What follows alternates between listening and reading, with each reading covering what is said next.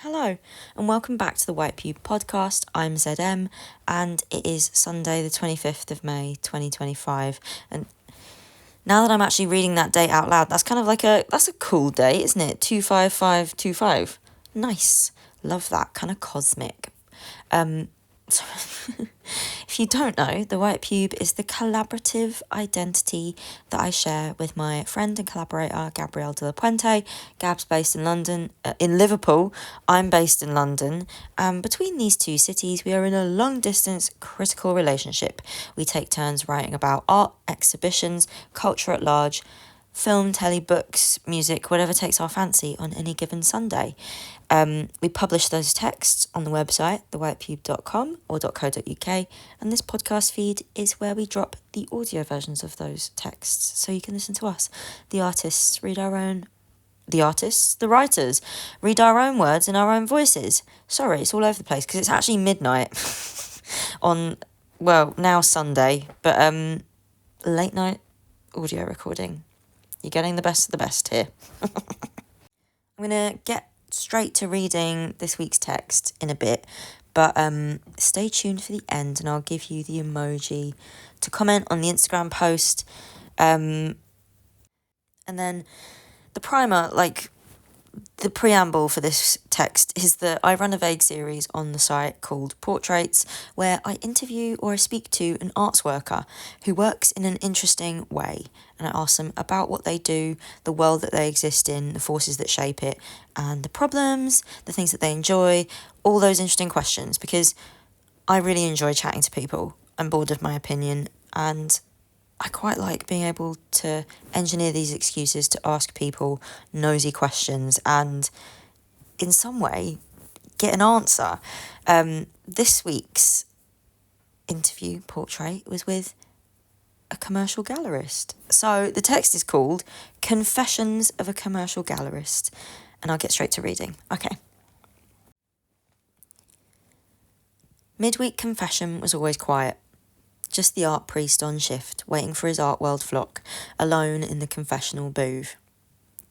It sounds like a blessing, but all the art priests came to dread the hours of silent, solitary contemplation, bum going numb in the ornate mahogany booth, feeling purposeless and bored stiff.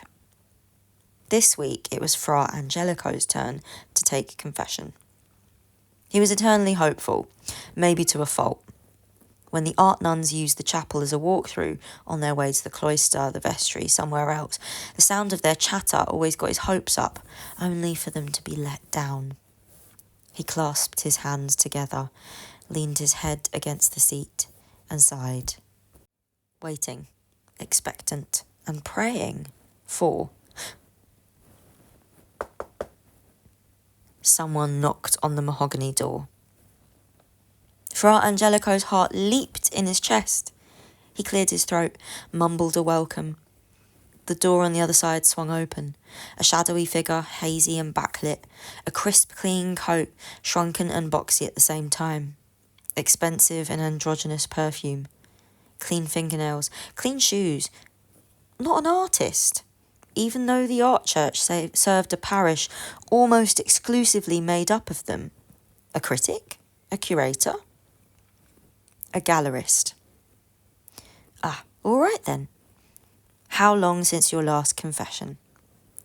Fra Angelico hadn't seen a gallerist since just after Freeze Week last year. Yes, he wouldn't be surprised. This is my first confession. Then this is a blessing, a gift, a mercy. In confession, the art soul becomes lighter. All is transparent in the kingdom of heaven. Crisp fabric shifted against the wood of the bench, a sigh through the screen between them. Fra Angelico smiled.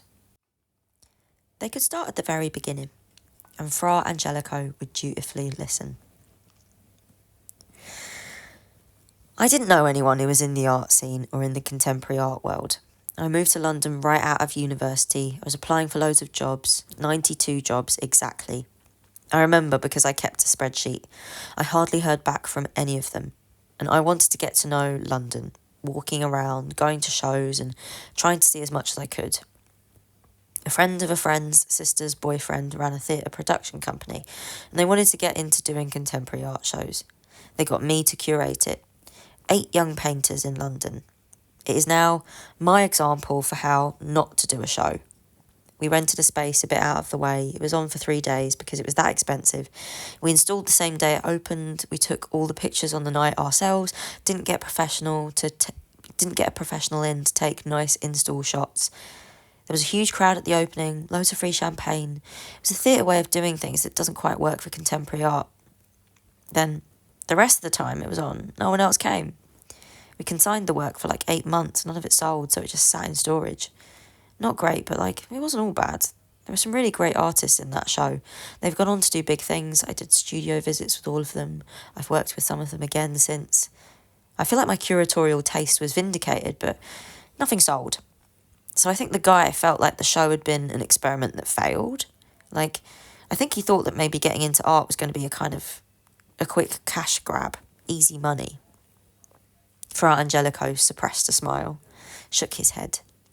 That was the moment of first proper art contact, but what of the jobs?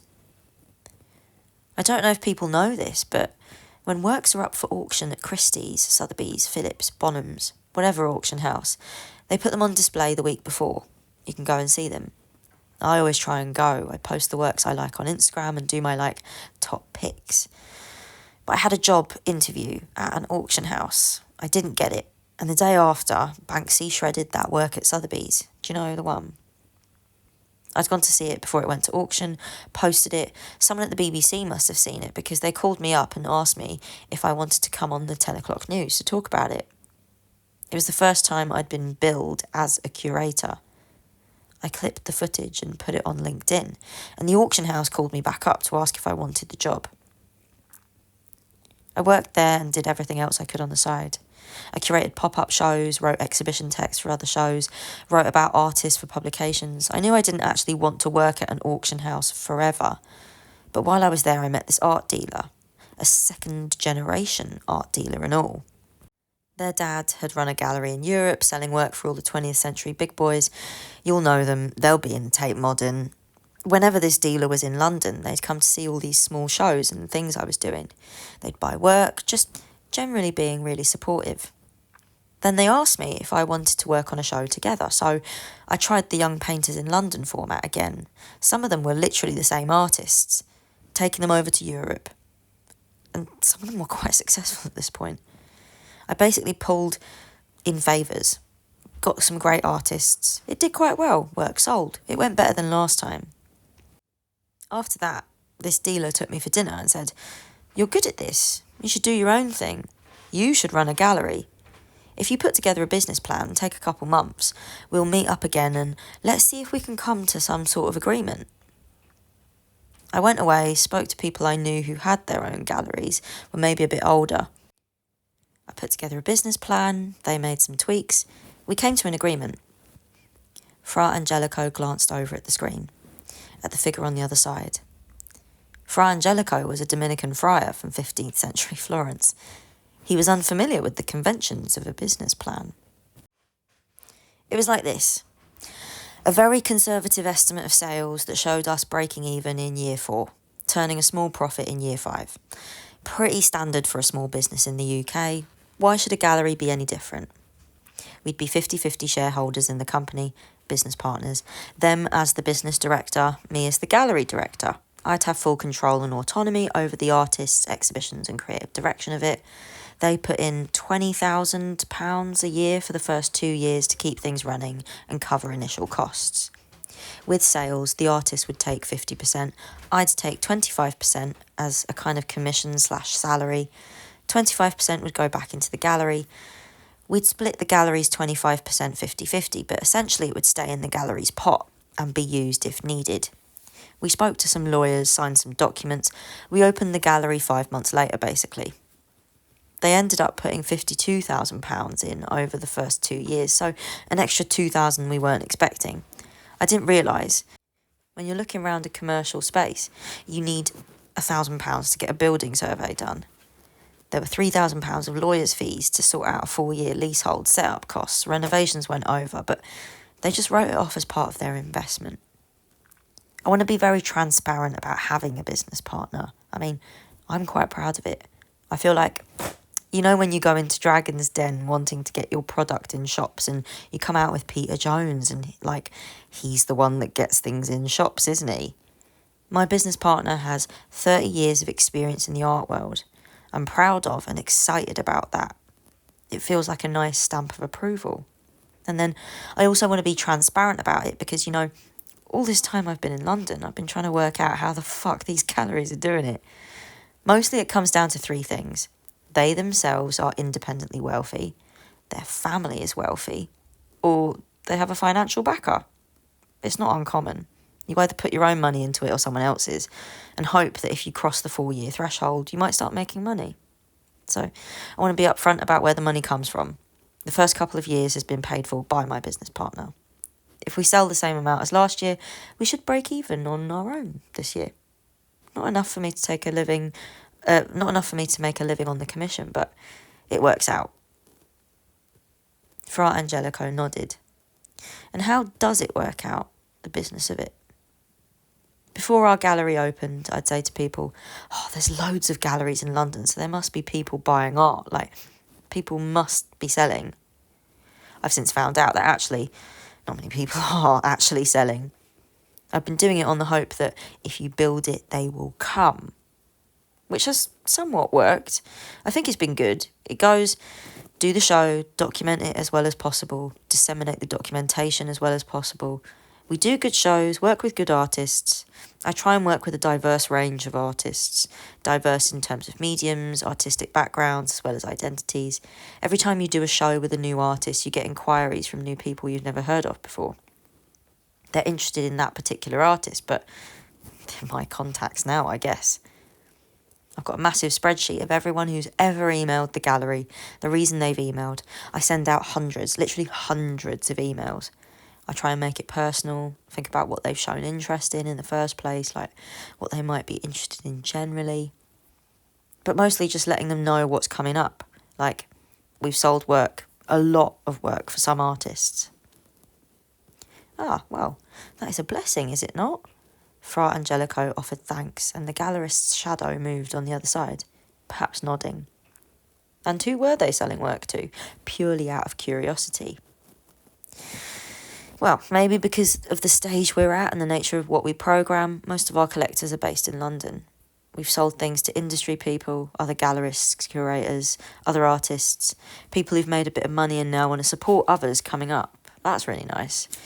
But our collectors, for the most part, a lot of them are younger, creative, quite cool actually. People come in and want and see stuff. Maybe they'll buy a painting without seeing it in person at a push, but people want to come in and have a look. They want to know more about the work. They want to meet the artist, say hello, and it's cute. They get excited about it. It's people that I feel like that might have been me if I'd gone a normal route and got a day job in advertising or marketing or something. Frustrated art lovers, clearly creative people who've got money, but who've never had a chance or an outlet for that love. Now they're in a position to be patrons for these artists as that outlet. They buy work from artists they're interested in as a way to find out more about it. If an artist does a panel talk, they sit in the front row. You know what I mean? They're cool. I've been round to their houses for coffee. I email them about other shows on at other galleries and we go have a look together. I'll introduce them to the Gallerist. It's nice. For now. We're not at that level where it's all the grubby investment types. Probably a couple years out from that. We might have reached the threshold of who we can attract while we're here in this specific location. But that's where art fairs come in. That's why they're important for galleries. Speaking to other gallerists, which I do, I know most of them a little bit, so I ask them, and for the most part they're quite open. Only they know how honest they're being, but fairs seem to be where everyone meets the bulk of their new clients. But anyway, because we show emerging early career artists, it's not the grubby investment crowd. Sometimes when they're buying work, a collector will level with me and ask if this could be a good investment. I'll answer honestly. If the artist has got good things going on, things going well, stuff coming up, if they're working on anything new and exciting. But I always stress that, that shouldn't be the reason you're buying. Everyone's always like, oh, no, yeah, no, of course. Obviously, it's good to know, but no, never. That sort of thing. But it makes sense that they have that in mind. The grubby investment thing is a side of things that I don't have much experience with. I have friends who are artists, maybe getting successful enough that the work flips and has found its way to the secondary market, to auction or something. Friends have had solo shows where someone has tried to buy 10 works from it. Obviously, purely an investment move. It mainly happens to painters. Fra Angelico tensed. He was a friar. He worked here as an art priest, but he was also a painter too. He needed examples, so he knew what to watch out for. Okay, no names, but a painter graduates from a London art school in 2018. Has their first proper solo show at a small, maybe medium-ish gallery in 2019. 10 paintings that are up for £10,000 each. Maybe for every painting there were 3 people interested in it. Then it's pretty obvious how to decide who's best placed to sell it to, who's trustworthy in their intentions, who's genuinely interested. But those paintings that sold for 10k back in 2019, one of them finds its way to auction 2 years later. It sells for 2.3 million. It's not worth that much. The artist doesn't see that money, or hardly any of it. But now everyone else that bought a painting for 10k thinks they can make a quick 2 million too. If you're the gallery, you can't price the new work at 2 million. That's crazy. There's no way to justify that. The painter is with a big blue chip gallery now. They've got them on the primary market for 250,000, which is still, huge numbers are hard to justify. But still, if the primary market is worth 250,000, secondary is maybe worth 2.3 mil. As soon as one comes up, if you had 3 people interested at 10k, now at 250k you have hundreds of people interested, and they're all fucking wolves in sheep's clothing. How could you possibly try and work out what their intentions are? Of course they're all interested in a quick flip. A quick flip sounds bad, but Fra Angelico wasn't exactly sure why he should be wary of it. Surely, if the work is selling, then that's good. It makes it really hard to manage an artist's career. I think it is part of a gallery's role to help an artist navigate things, the commercial aspect. You want to sell to someone who's going to give something, not just take. Collectors and patrons, someone invested in the artist's career. You want artwork to stay where it's placed for a bit, for the most part. When you've got hundreds of people interested because they think it'll be worth more the moment it leaves the gallery, it's so much harder to discern. Galleries do try and enforce a 3-year no resale clause in their contracts for collectors, but it's not legally binding. Fra Angelico huffed out a quick breath of relief. Luckily, the churches that had commissioned most of Fra Angelico's work weren't really looking to resell his paintings. The gallery doesn't want to be undermined or cut out of the transaction. If an artist can just take their work straight to auction, then what's the point of a gallery? And at auction, the prices are recorded, listed, transparent. With reselling works, that's when you get into the unwritten rules and the etiquette of it all. If a collector wants to sell something, it's polite to offer it back to the gallery first, give them right of refusal or sell it through them. Then, at least, the gallery might take another 10% cut on that. There was that New Yorker profile on Larry Gagosian. It went into how he's made his money, and it's basically just by reselling what he's already sold, bouncing 10% off every time, sometimes from the buyer and the seller. But also for the artist, the gallery really should play a pastoral role. If a gallery's taking 50% of sales, they should be earning that 50%. I was on a panel a couple months ago where someone from this bigger gallery was saying, oh, it's great. We get what we want. The artists get what they want. We all drink champagne. And it's like, no. So many galleries don't earn their cut. If I'm working with an artist long term, I'm in the trenches with them. We are doing this shit together. I take it very seriously. I'm helping them get residencies and doing studio visits and sharing references, helping them discover what they are interested in, acting as a sounding board. That pastoral role is so important to back an artist and represent their interests. I think that's why so many artists are keeping their smaller galleries. Even as they get scooped up by bigger galleries as well, they're keeping both. The bigger galleries have got sales teams, PR people and all that stuff, resources. But the smaller gallerists are down in the artist studio every month. They really know each other. They know their practice, perhaps since art school. While an artist can be a small fish in a big gallery pond, they can be the big fish for those smaller galleries. Even with all the blue chip resources, a whole team of people, they can't give some artists the same kind of pastoral care that their original gallerist can. Well then, surely this is a situation where everyone wins. Maybe we do all get to drink champagne. Fra Angelico chuckled, but the gallerist didn't return the amusement. Well, that relies on the bigger gallery letting an artist keep their smaller gallery. That's the best case scenario. When we're talking about competing with the big blue chip galleries, some galleries might not agree to it, they might make an artist choose. And with galleries that big, that blue chip, that prestigious, they look good and they've got the resources to be good at what they do. And it's clever. Bigger galleries get to look philanthropic, but they also get to leave all the pastoral stuff to the smaller gallery for them to take care of. And I'm sure there'll be limits on what the smaller gallery can do financially. Like, maybe they'll get a certain number of paintings a year, but there'll be a cap on how much they can show. I imagine it's a we'll take it from here on the sales side of things. Fra Angelico pursed his lips. Ah, yes, he could see the problem. In an ideal world, it goes, you meet an artist, are interested in their work, you do a studio visit, maybe that leads to a group show. If that goes well, maybe a solo show.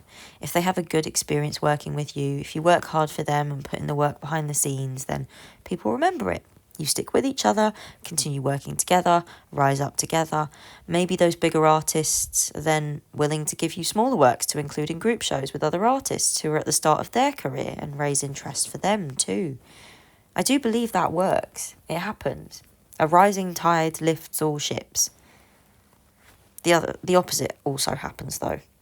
Artists I've worked with, done the studio visit, group shows, solo show, they get more shows off the back of that. Now they're represented by another gallery, mid-size, very cool. You come back to have conversations about doing something else and now they have to check if that's okay with the other gallery. And I mean, it's frustrating for me, but it's 100% the correct thing to do for that artist. I can understand why artists make those decisions for themselves. There's no hard feelings. But it's frustrating to lose out on those longer term relationships. Speaking to other gallerists, it sounds like it happens to them too. You can just tell when someone's ready to go up the chain. When you're working with someone and you know it's going to be short-lived, they'll get snatched up by a bigger gallery. There have been moments when I've worked with artists and had that feeling and told them that I'm just not experienced enough to manage where they're going.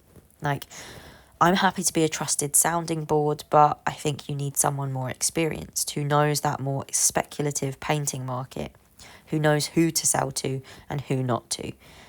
That aspect of things can be overwhelming for the artist. The gallery needs to be able to handle it. And my friends are artists. I hear about it all the time, how they're being treated by galleries, how they'd like to be treated. I'm aware of what the right thing to do is. I want to be liked. I want to act with integrity. I want to be spoken of highly and do it properly, do right by the artist.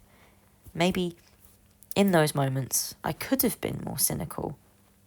I could have spotted the interest and said, okay, let's capitalise on this, do another solo show, pressure on to make the same work again and again, feed the market and fulfil the demand. I'd have made a lot of money, but I don't know how good that would have been for the artist. You hope that if someone goes on to great success, they remember having a great experience and will still be up for a group show now and then. Call it the long game, maybe. And does that long game work out? What does the future look like? Surely it isn't bleak. Well, for the most part, it's very hard for a small or mid-sized gallery to scale up. There's just so many galleries in the pool right now, and there's a real sense of the big names having a kind of market domination. It makes growth really difficult. What Jay Jopling did with White Cube, where you start with a tiny box space in 1993 and now you're the White Cube, or Maureen Paley starting out in a derelict house in East London, now celebrating the gallery's 40th birthday. I don't think that's possible anymore. You see all these articles about the scene floating around at the moment, and it's nice. It makes it all seem exciting, like something's happening, like it's doable. It helps the ecosystem.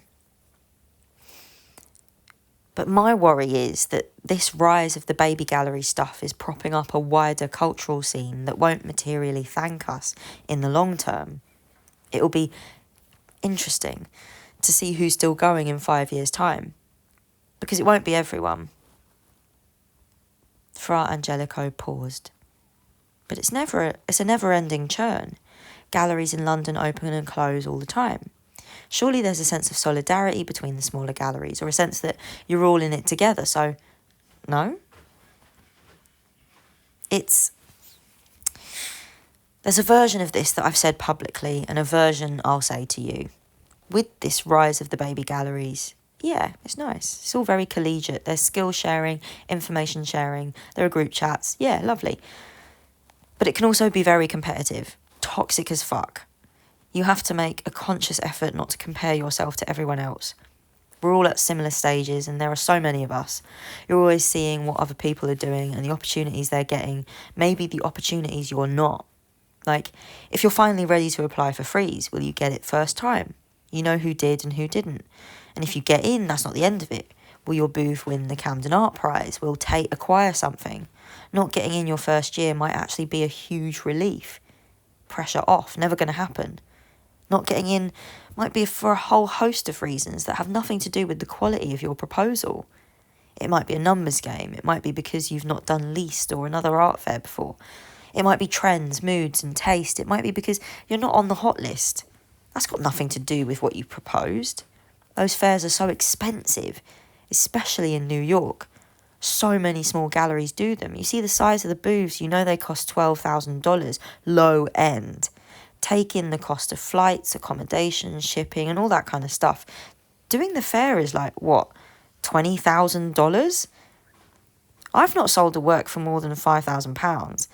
If we pretend there's no conversion rate, take your 50% cut, max pricing everything at 5k, you've got to sell 8 works just to break even.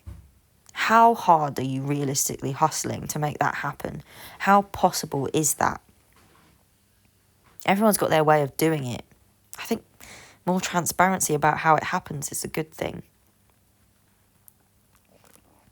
It's easier said than done, but comparison is pointless. The thing I've really had my eyes open to from running a gallery is how important and insidious PR is. It is such a pay-to-play thing. You probably don't notice it as a punter. Maybe some shows get a bunch of press and you think it's because it's a cool show with a cool artist. Maybe it is.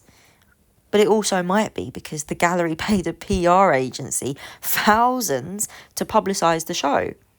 Like, some magazines bill themselves as a very highly curated platform. You go to their website and it's loads of cool shows featured. They'll feature you if they think the show is cool enough. We've had a couple of shows in there, but I've also been sent their PR pack where if you pay them quite a bit of money, you'll get every show featured. No one will tell you what the difference is between those two types of content. There should be a hashtag declaring who's paid for this and who hasn't. I don't know who annoys me most. The galleries paying for it, the PR people spoon-feeding the content, the journalists who aren't doing their own independent research and legwork, or the fact that it fucking works. Maybe I'm just annoyed because I can't afford it. It's nice when you get a little bit of organic press from doing the legwork yourself. The same way I have a spreadsheet of inquiries for sales, I have a spreadsheet for press. I'll send things along if I think a writer might be interested, just to see if I can get them down. But As soon as I can afford it, I'll be in line, paying for it. 6 to 8 bits of press guaranteed. Artist over the moon because their work is featured everywhere. Sounds good to me. Well, if it works, then it's worth it, isn't it? If it is a necessary evil to keep the gallery in business. I don't know how much it translates into sales. The way all these things interact, it's hard to say. Like, trends and what's cool. I don't think that affects sales. But maybe it does affect press. It's obvious to spot what's trending in London at the moment. It's dark wood, metal, silver, black, latex. I'm not so interested in showing things that are trendy or cool. I try not to take too much notice of it. I want the gallery to reflect my personal taste and curatorial interests. I'm quite aware that it's maybe not the coolest thing. I don't know how much longevity there is in following what's trendy. Going to other galleries, you get a sense of what they're trying to do, what you can expect, and what's in keeping with the rest of their programme. But again, I don't know how that translates into sales. I'm finding it harder to predict what will sell. It is, for the most part, painting. It's a commodity, it has market domination. If you want to make a bit of money, schedule a painting show every now and then. Like George Clooney, when he picks the films he works on, he'll do one for them, a massive fucking blockbuster, one for him, art house indie thing.